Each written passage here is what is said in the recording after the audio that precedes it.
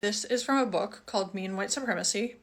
10 out of 10 suggest reading it. Written by a black woman. It is inherently about BIPOC. So it does, when discussing this, it mentions black, but it's relevant to what you're talking about. You and colorblindness. White people think it's a compliment when they do not see you as a black person. The same way you say, we're all equal, but we're not, because you don't experience systemic racism. And even then, you're a man. When you go to the hospital, if you don't have to give birth, but if you were giving birth and you were an indigenous woman, which you said you had indigenous children, which means that your partner, I'm assuming, is indigenous. Could be wrong. You could be lying. But if that is true, that means that she actually there's a high probability that when she went into labor and she had marked that she was an indigenous or she was visibly a minority, child services could get called on her for absolutely no reason, just because of racial profiling. And if she had something like a C-section or she had a cyst on her ovary in the Canadian healthcare system, there's a chance she would be sterilized without her knowledge and without her consent. That still happens. Race-based colorblindness is the idea that you do not see color, that you do not notice differences in race, or if you do, that you do not treat people differently or oppress people based on those differences. The promise of the colorblindness is that if we stop seeing race, then racism goes away. That racism will go away not through awakening consciousness of privilege and racial harm, not through systemic and institutional change, not through addressing imbalances in power, not through making amends for historical and current day harm, but instead by simply acting as if the social construct of race has no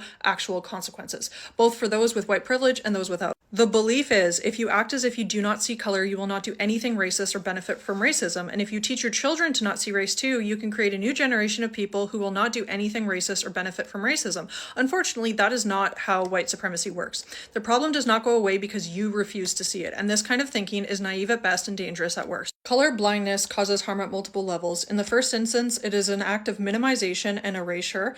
When you say, I don't see color to a BIPOC, you are saying, who you are does not matter, and I do not see you for who you are. I am choosing to minimize and erase the impact of your skin color, your hair pattern, your accent, or other languages, your cultural practices, and your spiritual traditions as BIPOC existing within white supremacy. In the second instance, colorblindness is an act of gaslighting. It is a cruel way of making BIPOC feel like they're just imagining what they are being treated the way that they are being treated because of their skin color, thus keeping them in a position of destabilization and inferiority. When stopped by airport security for a random check, BIPOC people ask themselves, is it really random or is it because of my skin color? When mistreated by a white boss, BIPOC ask themselves, is it really because of my behavior or is it because of my skin color? When paid less for speaking events than their white counterparts, BIPOC people ask themselves, is it really because I'm less experienced or is it because of my skin color? Lastly, color blindness is a way to avoid not only looking at other people's races, but looking at your own. So often white people see themselves as raceless or normal when everyone else being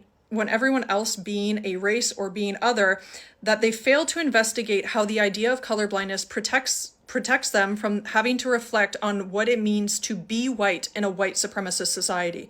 When you refuse to look at your color, you refuse to look at yourself as a person with white privilege. You personally have white privilege. You also have the privilege of being a man. When you walk into a room, people can assume you are speaking less. When I walk into a room, I am assumed to be speaking more. I am listened to less. If women make up a group of people and they're a third of the group, they're perceived as taking up more than half of the group. And that is inherently white supremacy. When reading excerpts from John A. Macdonald towards Indigenous people, he continuously says that he does not want to give them the right to vote, because in giving them the right to vote, he takes away the rights of white men. And that is patriarchy, and that is white supremacy, and it is built into our Constitution. It is built into our system, and you are privileged to think that it doesn't affect people.